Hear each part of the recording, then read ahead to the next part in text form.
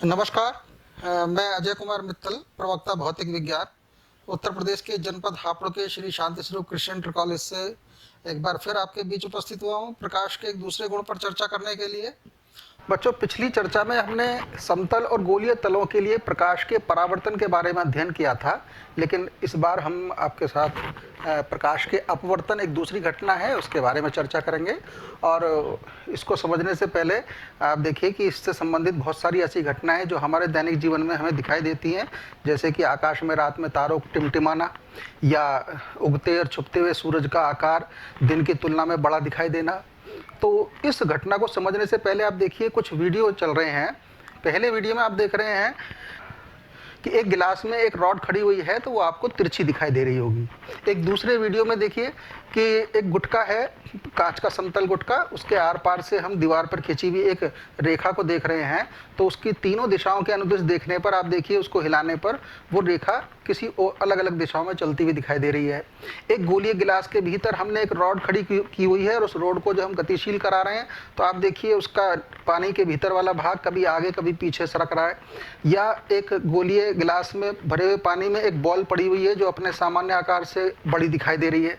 तो जो तीसरी और चौथी वीडियो है, इसका तो हम अगली क्लास में अध्ययन करेंगे, लेकिन जो समतल तल से संबंधित है, इसको प्रक्रिया को समझने के लिए सबसे पहले हम प्रकाश के अपवर्तन के बारे में जानेंगे। अच्छा, प्रकाश के अपवर्तन में प्रकाश की किरण हमेशा किसी एक प्रकार के माध्यम से किसी दूसरे प्रकार के माध्यम में प्रवेश करेगी। और जब हम दो माध्यमों की बात कर रहे हैं, इसका मतलब दोनों में कुछ ना कुछ अंतर तो है। तो मान लीजिए कि ये किन्हीं दो माध्यमों की बाउंड्री है, जिनमें एक तरफ हवा है और एक तरफ मान लीजिए पानी है। तो हम देखते हैं कि जब कोई प्रकाश की किरण हवा से पानी में प्रवेश करना चाहती है, तो वहाँ अगर हम अभिलंब दर्शाएं, तो ये अभिलंब की ओर झुक जाती है। जबकि एक दूसरी किरण अगर हम देखें कि वो पानी से हवा में प्रवेश करना चाहे, तो वो अभिलंब से दूर हट जाती है। यानी कि आप देख रहे हैं कि प्रत्येक स्थिति में यहाँ हवा पानी की तुलना में विरल है, हल्की है। और आप देख रहे हैं विरल माध्यम में कोण बड़ा है सघन की तुलना में, और यहाँ भी हम देख रहे हैं कि विरल माध्यम में बनने वाला कोण बड़ा है। तो प्रत्येक स्थिति में विरल माध्यम में हमेशा कोण बड़ा ही बनेगा। उस स्थिति में हम इस कोण को हम कहते हैं आपतन कोण, आई से प्रदर्शित करते हैं। और जो दूसरे माध्यम में बनने वाला कोण होता है, उसको हम कहते हैं अपवर्तन कोण, और इसको हम आर से प्रदर्शित करते हैं। और यहाँ अगर हम इस आपतित किरण को अलग अलग कोण पर डालें, इसका कोण बदलें, तो हम देखेंगे कि आर भी उसी तरीके से बढ़ता या बदलता चला जाएगा। लेकिन दो निश्चित माध्यमों के लिए जो आपतन कोण है, उस कोण का आप साइन लें, और इसी तरीके से अपवर्तन कोण का साइन लें, और इन दोनों का अनुपात निकालेंगे, तो आप देखेंगे कि ये हमेशा दो निश्चित माध्यमों के लिए निश्चित ही होगा। और इस निश्चित मान को ही हम अपवर्तनांक कहते हैं। और यहाँ अपवर्तनांक किसी एक माध्यम का माना जाता है, और वो माध्यम होता है जिसमें प्रकाश की किरण जा रही होती है। तो इसका मतलब यहाँ पर जो नपने वाला अपवर्तनांक हुआ, वो पानी का हुआ। हम अपवर्तनांक को n से प्रदर्शित करते हैं, तो ये पानी का अपवर्तनांक हुआ। लेकिन पानी का अपवर्तनांक अपने आप में निश्चित नहीं होता, वो अलग अलग माध्यमों के सापेक्ष अलग अलग होता है। तो हमें यहाँ ये भी व्यक्त करना पड़ेगा कि प्रकाश की किरण किससे आ रही थी, उसको और क्लियर कर दें।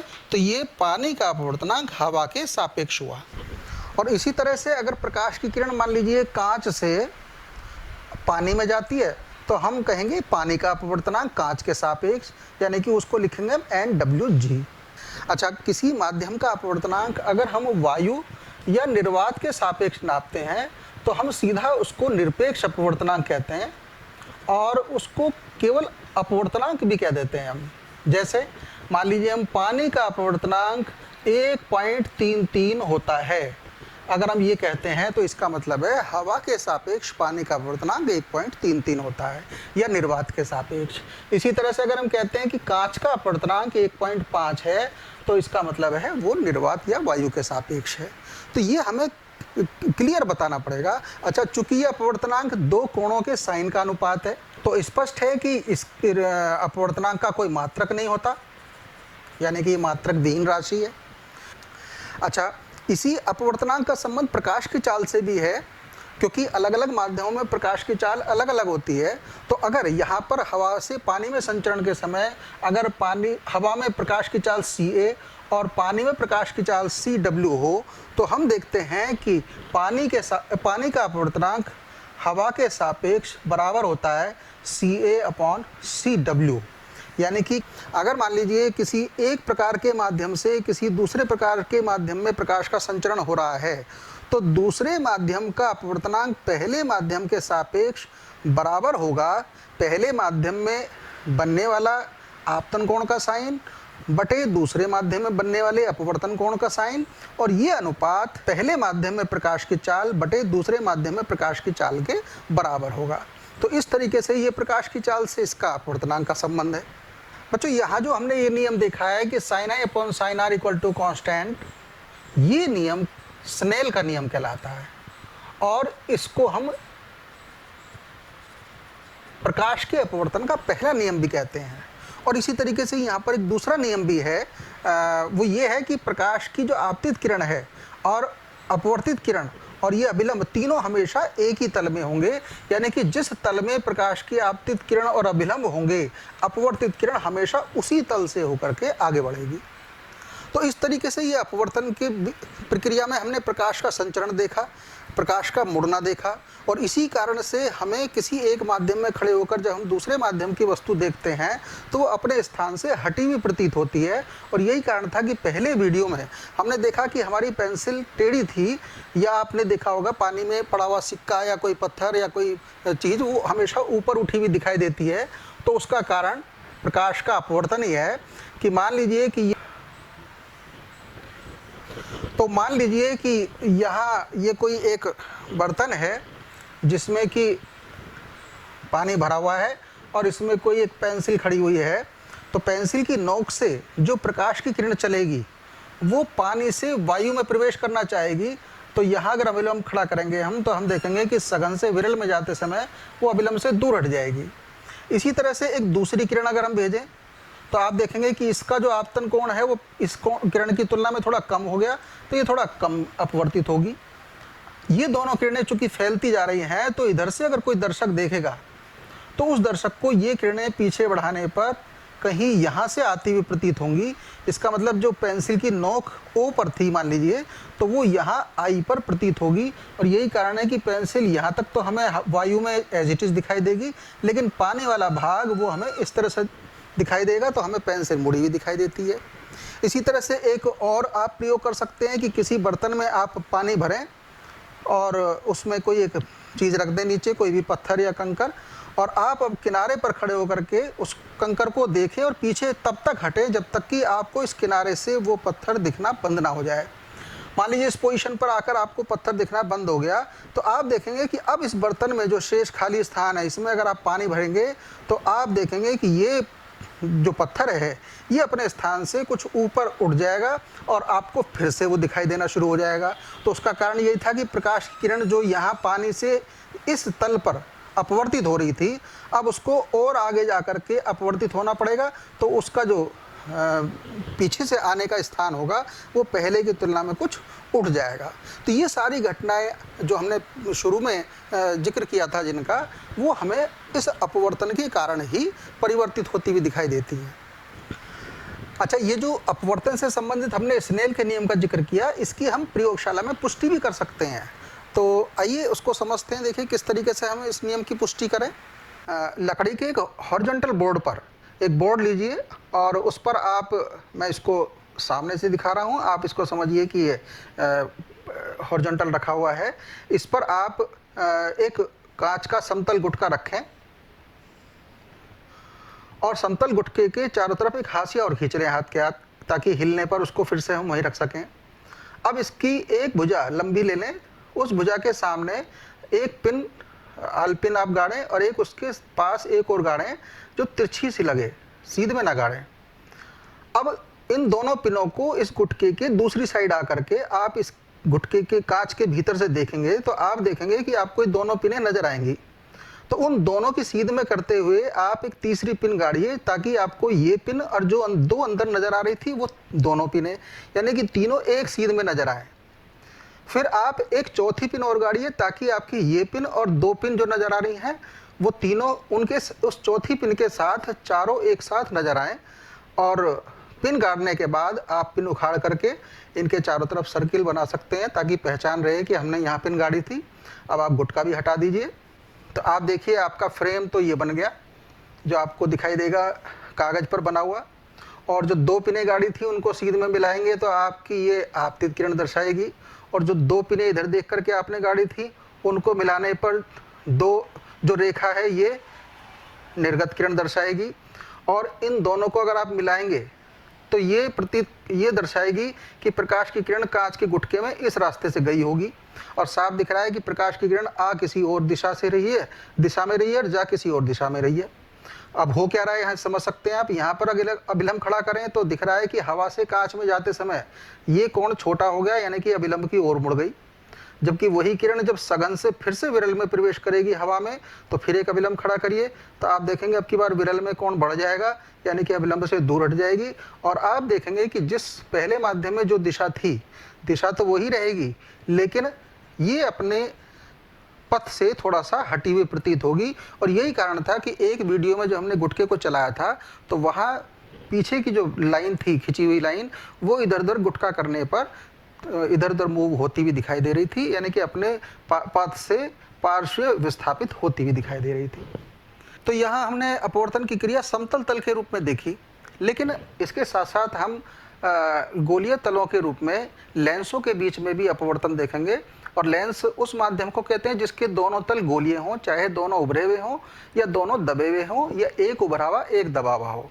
जब माध्यम के दोनों तल उभरे हुए होते हैं, जैसे कि कांच को हमने इस तरीके से उभार दे करके बना दिया, तो इसको हम कहते हैं उत्तल लेंस।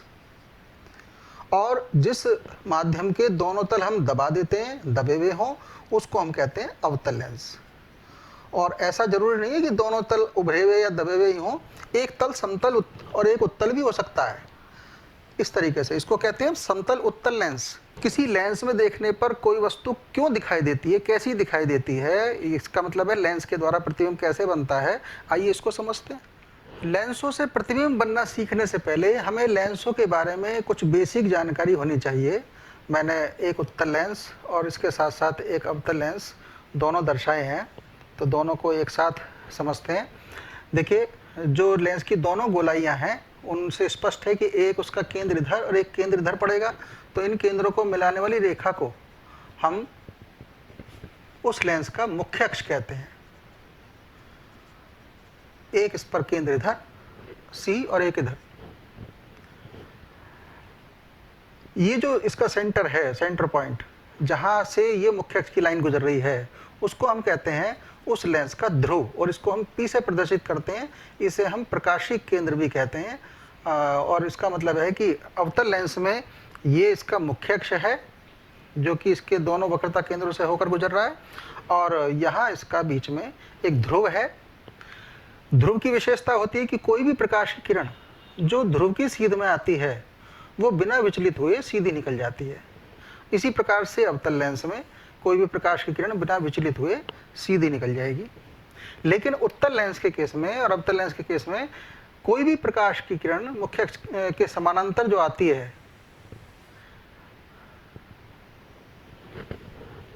लेकिन बहुत सारी आपतित किरणों में से कुछ विशेष किरणों में से वो किरण जो मुख्य अक्ष के समांतर आती है उत्तल लेंस पर, वो हमेशा दूसरी ओर एक विशेष बिंदु से होकर के जाती है, और उस बिंदु को हम इस लेंस का द्वितीय फोकस, मुख्य फोकस कहते हैं, लेकिन इसको हम दूसरी ओर है इसलिए द्वितीय फोकस कहते हैं, F2 से प्रदर्शित करते हैं। यही बात यहाँ पर है कि अवतल लेंस में ये मुख्य अक्ष के समांतर आने वाली किरण दूसरी ओर के फोकस की बजाय पहली तरफ के किसी एक विशेष बिंदु की सीध में से, उस सीध से होकर के आगे बढ़ती है, और उसी बिंदु को हम उसका मुख्य फोकस कहते हैं, और ये इसका प्रथम फोकस है। इसको हम F1 से प्रदर्शित करते हैं। इसी तरीके से इस मुख्य अक्ष के किसी एक विशेष बिंदु से आने वाली कोई किरण इस लेंस से अपवर्तन के बाद मुख्य अक्ष के समानांतर हो जाती है। वो बिंदु लेंस के बाईं ओर होता है। इसको हम कहते हैं उसका मुख्य फोकस, लेकिन ये प्रथम, अब की बार प्रथम फोकस है। उसी तरीके से अवतल लेंस के केस में लेंस के दूसरी ओर किसी विशेष बिंदु की सीध में आने वाली कोई किरण, देखिए सीध इसकी है, और आ रही है ये किरण, ये अपवर्तन के पश्चात मुख्य अक्ष के समानांतर हो जाती है। दूसरी ओर के उस बिंदु को हम इस लेंस का दूसरा मुख्य फोकस यानी कि f2 से प्रदर्शित करते हैं, f1 f2 कहते हैं। ये दो फोकस उत्तल लेंस में, दो ही फोकस अवतल लेंस में होते हैं और किसी भी लेंस से फोकस तक की जो दूरी होती है उसको हम फोकस दूरी कहते हैं, छोटा f से उसको प्रदर्शित करते हैं। तो अगर दोनों तलों की वक्रता त्रिज्याएं एक समान हैं तो दोनों तरफ की फोकस दूरियां भी एक समान होंगी। और आप एक चीज और नोट कर रहे होंगे यहाँ पर कि कोई भी प्रकाश की किरण जितनी भी आ रही हैं वो सब के सब अंदर की ओर मुड़ रही हैं, इसलिए हम उत्तल लेंस को अभिसारी लेंस भी कहते हैं, क्योंकि ये किरणों को अभिसारी कर रहा है, जबकि ये किरणों को फैलाता है, इसलिए हम इसको अपसारी लेंस कहते हैं। तो ये उत्तल लेंस और अवतल लेंस द्वारा जब प्रतिबिंब बनना हम सीखेंगे तो वहां पर इन विशेष किरणों का इस्तेमाल करेंगे, तो ये हमको जानकारी होनी चाहिए। आप चित्र में देख रहे हैं, पहले इधर उत्तल लेंस की 6 स्थितियां हमने दर्शाई हैं और इधर अवतल लेंस के लिए एक स्थिति का चित्र इधर दर्शाएंगे। तो यहाँ किरण आरेख बनाना सीखते हैं। पहली स्थिति में देखिए, हर स्थिति में लेंस का ध्रुव और उसके दोनों फोकस और फोकस की दोगुनी रेखा पर दोगुनी दूरी पर एक एक बिंदु अंकित किया है दोनों ओर। तो सबसे पहली स्थिति में जब कोई वस्तु किसी लेंस के सामने, जैसे हमने दर्पण के केस में 6 स्थितियां पड़ी थी, उसी तरीके से हम यहाँ पर 6 स्थितियों में सबसे पहले अनंत की लेते हैं कि जब कोई वस्तु अनंत पर होगी तो अनंत से आने वाली कोई भी किरण जो मुख्य अक्ष के समांतर आएंगी, कोई 2 किरण हम डालेंगे, पहली किरण वो भी फोकस से होकर जाएगी, दूसरी किरण वो भी फोकस से जाएगी। तो स्पष्ट है कि ये दोनों फोकस पर मिल रही हैं और इसका मतलब है जितनी भी किरणें आएंगी वो सब फोकस पर केंद्रित होंगी, इसलिए यहाँ अनंत पर रखी हुई वस्तु का प्रतिबिंब फोकस पर प्राप्त होगा और बिंदु के रूप में प्राप्त हो रहा है। और आप देखिए किरणें वास्तव में मिल रही हैं, इसलिए वास्तविक प्राप्त हो रहा है। आपकी पुस्तक में एक सारणी दी हुई है इस संबंध में, आप उससे टैली करते चलें। दूसरी स्थिति में अगर हम वस्तु को बहुत नज़दीक ले आएँ लेकिन 2f से थोड़ा आगे रखें, तो उस स्थिति में इसके शीर्ष से चलने वाली कोई सी 2 किरण भेजते हैं। तो एक किरण तो वही भेज दीजिए जो पोल से जाएगी, हमने देखा था कि सीधी निकल जाएगी, और दूसरी किरण जो मुख्य अक्ष के समांतर चलेगी वो जब द्वितीय फोकस से होकर जाएगी तो ये जहाँ भी मिलेगी यहाँ पर उसका शीर्ष नजर आएगा और हम देख रहे हैं कि आधार इसी मुख्य अक्ष पर होगा, इसलिए अब की बार उल्टा प्रतिबिंब लेकिन वस्तु से थोड़ा छोटा बनेगा और f और 2f के बीच में बनेगा, जबकि वस्तु हमारी 2f और अनंत के बीच में रखी हुई है। अगर इसको थोड़ा और आगे खिसका दें, आप 2f पे ले आएँ, तो उस स्थिति में आप देखेंगे कि शीर्ष से चलने वाली जो पोल से किरण जाएगी वो तो सीधी निकल जाएगी, लेकिन मुख्य अक्ष के समांतर आने वाली किरण जब फोकस से जाएगी तो ये ठीक उस बिंदु पर मिलेगी जो ठीक 2f की सीध में होगा। इसका मतलब 2f पर रखी वस्तु का प्रतिबिंब 2f पर ही बनेगा और नापने पर हम देखेंगे वस्तु के बराबर बनेगा और किरणें चूंकि वास्तव में मिल रही हैं इसलिए वास्तविक बनेगा। चौथी स्थिति में वस्तु को थोड़ा और निकट ले आइए, तो अब की बार वस्तु के शीर्ष से चलने वाली ध्रुव की सीध में चलने वाली किरण सीधी निकल जाएगी, लेकिन मुख्य अक्ष के समांतर आने वाली किरण जब फोकस से होकर जाएगी तो हम देखेंगे कि ये कहीं आगे जाके मिलेगी और अब की बार हमारा प्रतिबिंब 2f से आगे खिसक कर अनंत की ओर चला जाएगा और वस्तु से बड़ा बनेगा और उल्टा ही बनेगा और किरणें वास्तव में मिल रही हैं इसलिए वास्तविक ही बनेगा। पांचवी स्थिति में वस्तु को और नजदीक ला करके हम फोकस पर ले आए, तो अब की बार हम देखेंगे कि यहाँ से पोल से चलने वाली किरण सीधी निकल जाएगी और मुख्य अक्ष के समांतर आने वाली किरण जब फोकस से होकर जाएगी तो ये उसी के समानांतर हो जाएगी और समांतर किरणें हम कहेंगे कि ये कहीं बहुत दूर जाकर मिलेंगी, यानी कि अनंत पर मिलेंगी। इसका मतलब फोकस पर रखी वस्तु का प्रतिबिंब अनंत पर और वास्तविक रूप में प्राप्त होगा और जब उसका शीर्ष हमें बहुत नीचे मिलेगा तो हम कहेंगे कि प्रतिबिंब भी बहुत बड़ा दिखाई देगा। ये ठीक पहली वाली जो स्थिति है उससे ठीक उल्टा हो गया। चौथी वाली जो स्थिति है वो दूसरी की ठीक उलट है। छठी स्थिति विशेष है कि अगर वस्तु को हम थोड़ा सा और आगे ले आएं अब की बार, तो शीर्ष से चलने वाली किरण अब की बार मुख्य अक्ष के समांतर आने वाली किरण तो फोकस से जाएगी, लेकिन वो किरण जो पोल से जाएगी वो इससे काफ़ी गैप बनाती हुई आगे बढ़ेगी और हम देख रहे हैं कि दोनों जब फैलती जाएंगी तो आगे तो कहीं मिलेंगी नहीं, तो इनको पीछे की ओर अगर बढ़ाएंगे तो इसका मतलब है ऐसा प्रतीत होगा जैसे कि ये कहीं पीछे मिल चुकी हैं। तो कोई दर्शक जब देखेगा यहाँ से तो उसको इसका ये शीर्ष यहाँ दिखाई देगा और जब शीर्ष यहाँ दिखाई देगा तो साफ है कि वस्तु अब की बार सीधी दिखाई देगी, प्रतिबिंब वस्तु से बड़ा दिखाई देगा और वस्तु की ओर दिखाई देगा। और चूंकि किरणें वास्तव में नहीं मिल रही बल्कि मिलती हुई प्रतीत हो रही हैं, इसलिए छठी स्थिति में आभासी प्रतिबिंब प्राप्त होगा। आप देखिए 5 स्थितियों में वास्तविक प्रतिबिंब बन रहा है और उल्टा बन रहा है और लेंस की दूसरी ओर बन रहा है, जबकि छठी स्थिति में प्रतिबिंब आभासी वस्तु से बड़ा लेकिन वस्तु की ओर बन रहा है। तो जब भी वास्तविक प्रतिबिंब बनेगा तो समझिए लेंस के दूसरी ओर बन रहा है और उल्टा होगा, और आभासी बनेगा तो वस्तु की ओर बनेगा और सीधा बनेगा। अवतल लेंस की केस में आप वस्तु को कहीं भी रखें, चाहे आप 2f से आगे रखें या 2f पर रखें या f पर रखें, कहीं भी आप रखेंगे तो वहां से चलने वाली किरण हर स्थिति में अपसारित होगी और पोल से चलने वाली किरण आगे बढ़ेगी, तो ये दोनों निश्चित रूप से फैलेंगी। इनको पीछे की ओर बढ़ाएंगे तो हम कहीं प्रतिबिंब को वस्तु की ओर ही देखेंगे और अब की बार वस्तु से छोटा देखेंगे। यहाँ आप देख रहे हैं ये स्थिति ठीक इसके जैसी है जिसमें पीछे बढ़ानी पड़ी थी। आभासी प्रतिबिंब मिल रहा था, सीधा मिल रहा था, लेकिन उत्तल लेंस से मिलने वाला आभासी प्रतिबिंब वस्तु से बड़ा बनता है, जबकि अवतल लेंस से मिलने वाला आभासी प्रतिबिंब वस्तु से छोटा बनता है। अगर हम ये दोनों लेंस दे दें और हम कहें कि कौन सा इनमें उत्तल लेंस है, तो आप पास रख करके कोई चीज़ पढ़ के देखिए। अक्षर आपको अगर बड़े दिखाई देते हैं तो समझिए उत्तल लेंस है, और छोटे दिखाई दें तो समझिए अवतल लेंस है। और इन किरण आरेख बनाने का अभ्यास करिए। आप चित्र में देख रहे हैं कि किसी उत्तल लेंस के द्वारा किसी ए बी वस्तु का प्रतिबिंब ए डैश बी डैश के रूप में वास्तविक प्रतिबिंब प्राप्त हो रहा है, और अवतल लेंस के द्वारा ए बी का एक आभासी प्रतिबिंब ए डैश बी डैश प्राप्त हो रहा है। आप देखिए दोनों प्रकार के लेंसों के लिए जिस तरह से हमने दर्पणों के लिए एक दर्पण सूत्र का प्रयोग किया था 1/f = 1/v + 1/u, उसी प्रकार किसी लेंस के लिए वस्तु के सापेक्ष उसकी प्रतिबिंब की स्थिति ज्ञात करने के लिए भी हम एक लेंस सूत्र इस्तेमाल करते हैं, और वो है 1/f = 1/v - 1/u, जहाँ u तो है लेंस के ध्रुव से वस्तु तक की दूरी और v है लेंस के ध्रुव से प्रतिबिंब तक की दूरी। उसी प्रकार से अवतल लेंस के लिए वस्तु तक की दूरी और प्रतिबिंब तक की दूरी, और f है उस लेंस की फोकस दूरी। उत्तल लेंस की फोकस दूरी को हम प्लस में नापते हैं और अवतल लेंस की फोकस दूरी को हम माइनस में नापते हैं। बाकी u और v के मान किस तरह से हम चिन्ह प्रयोग करेंगे, तो पिछले दर्पणों की तरह से ही हम परिपाटी इस्तेमाल करेंगे कि ध्रुव को तो हम मानेंगे मूल बिंदु, तो उसके सापेक्ष जितनी भी दूरियां बाईं ओर नपेंगी उनको हम माइनस में, और दाईं ओर की दूरियां प्लस में, और इसी तरीके से ऊपर की ओर प्लस में और नीचे की ओर माइनस में। इस तरीके से हम चिन्ह सहित इस सूत्र का प्रयोग करके किन्हीं दो आंकड़ों के सहायता से तीसरा आंकड़ा ज्ञात कर सकते हैं। यहाँ बनने वाला प्रतिबिंब कितने गुना बड़ा बनेगा, तो वो जो गुना शब्द है वहाँ पर हमने जिस तरह से दर्पणों में आवर्धन लिया था उसी तरीके से लेंस का आवर्धन होता है, और वो